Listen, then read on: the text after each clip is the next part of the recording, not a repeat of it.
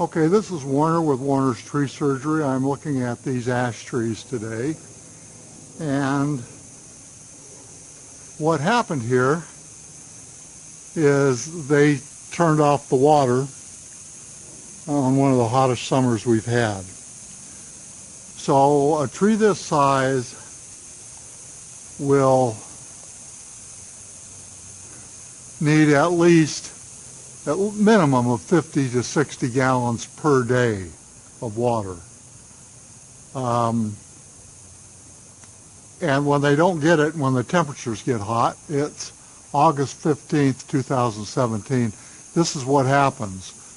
When I was first called out here, I was sure I was going to see insect problems because that's usually the only thing that kills ash trees. But I don't see any serious problems with insects on any of these trees. This is either totally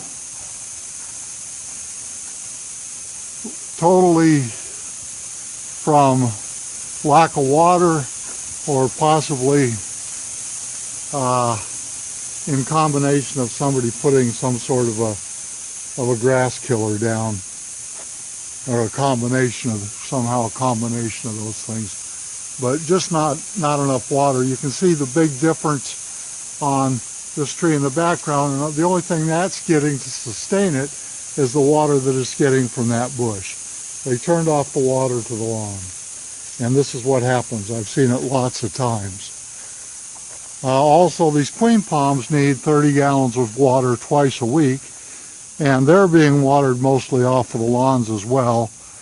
And that's why this one's in such bad shape. Not as bad as the ash tree, because the bubblers are probably still coming on, but I doubt if these are getting enough water, or if they ever were getting the correct amount. But the ash trees, including the one in front, is just water. So what needs to be done here is the lawn needs to be turned back on, and it needs to be really overwatered for the rest of the summer. And maybe these will come back and maybe they won't. You know, we just flip a coin.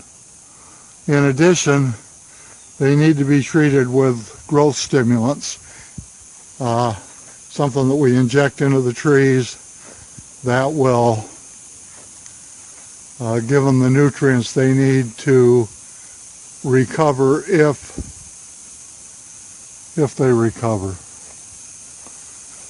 Okay, so just the little bit that this tree is getting from the bushes that are over here that are being watered is enough to make the difference on this. But this one and the one out in front is the same thing.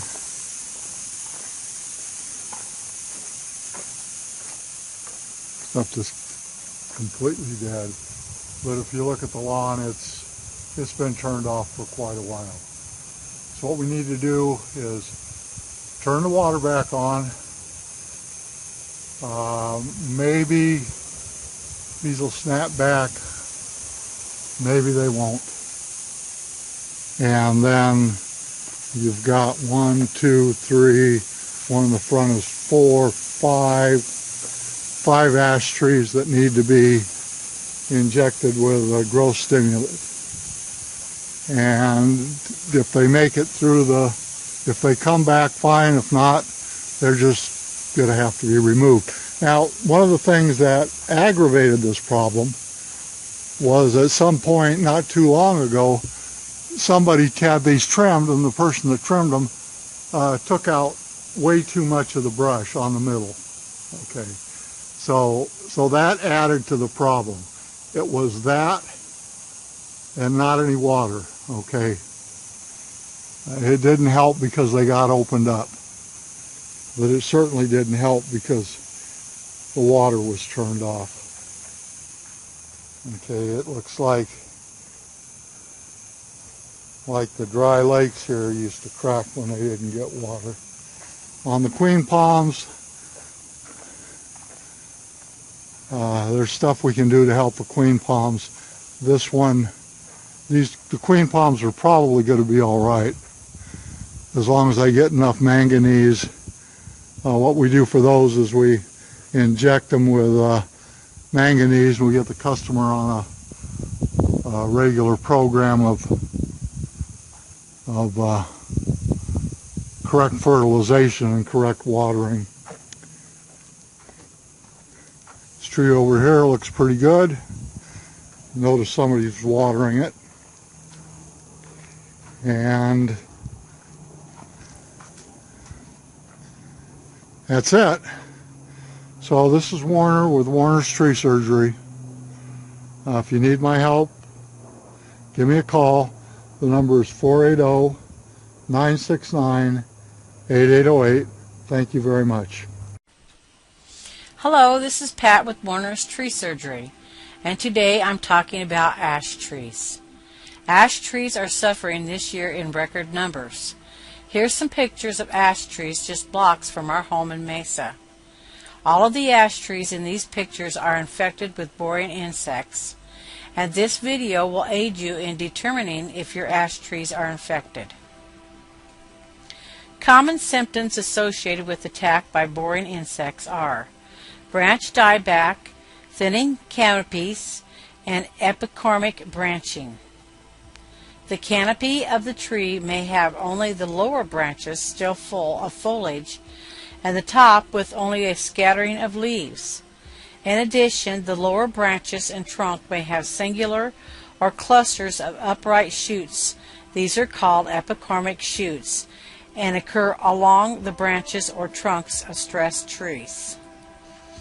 A symptom common with ash trees infested by carpenter worms and other ash borers is bark shred off by woodpeckers searching for the larvae. Fresh missing bark, particularly over an extensive area of the trunk, is one of the best indicators that the tree may be infested by the borer. If these indicators are present, look for signs of activity of a boring insect in the trunk or dying branches. Sometimes only the upper branches will show insect activity, and if possible, these should be the first examined. Signs to look for are the size and shape of exit holes on the bark and the pattern of any insect tunnels beneath the bark. The emerald ash borer that is not supposed to be in Arizona yet creates a crisp D-shaped hole 1/8 inch in diameter as it exits the tree. Larvae form tunnels just beneath the bark. These tunnels form a serpentine pattern and are filled with a sawdust-like material. There is no powdery sawdust on the trunk, either adjacent to the holes or on the ground beneath them. A common ash borer is the clearwing ash borer. This insect makes an exit hole about the size of a pencil, 1/4 inch thick. And usually the ground beneath the holes is covered with a powdery sawdust. The tunnels are often found deep within the wood rather than just beneath the bark, and are usually clean of material. The carpenter worm is another common boring insect of ash trees. This insect creates an exit hole about 1/3 inch thick in diameter, slightly larger than a pencil. There will often be sawdust around the hole and on the ground beneath the tree. Sap may also be oozing from holes, and sometimes the empty pupa case left by the emerging adult insect can be found attached to the bark surrounding the exit holes. The tunnels may be 5/8 inch wide, often empty of sawdust, and extend deep into the tree. Trees infested by carpenter worms often have their branches weakened by extensive tunneling, and affected branches often break off in high winds. Woodpecker activity is also common on trees infested by carpenter worms. Other common borers of dead or dying ash trees are the red-headed ash borer and the banded ash borer. These insects create an oval exit hole, almost fuzzy D-shaped in appearance, and are about 1 inch thick in diameter. The tunnels beneath the bark are winding, often follow the grain of the wood, and are packed with sawdust-like material. The tunnels are similar to those created by the emerald ash borer. The primary difference is that the red-headed and banded ash borer tunnels may extend deeper into the wood than those created by the emerald ash borer. If you cut into the wood beneath the bark, and the tunnels are still present, the most likely cause is the red-headed or banded ash borer, not the emerald ash borer. Another group of insects that can be found boring into dying ash are the ash bark beetles. The two common species are the eastern ash bark beetle and the western ash bark beetle. These insects create a round exit hole 1/16 inch in diameter, about the size of a BB, and often these holes will encircle a shoot. The tunnels beneath the bark consist of a main tunnel with numerous smaller tunnels running off from it and following the wood grain. Another insect that can damage ash trees is the giant leopard moth. This moth was first discovered in Maricopa County on the screen door of one of our customers. The leopard moth usually lays eggs on top of the branch collar of the ash trees, and the worm girdles the branch collar, staying in the tree for 2 years before emerging. Many times a healthy ash tree will heal behind the tunneling worm. The giant leopard moth, or the tiger moth, has a wingspan of 3 inches. Adult moths are strictly nocturnal and do not generally fly before nightfall. The caterpillar of the giant leopard moth is of the woolly bear kind, with a thick coat of black bristles and red or orange colored bands between its segments, which becomes conspicuous when the caterpillar rolls into a ball for defense. If you would like your ash trees looked at by a professional, please give us a call at 480-969-8808. You know, I think I'll just hang out here for a while and listen to some music.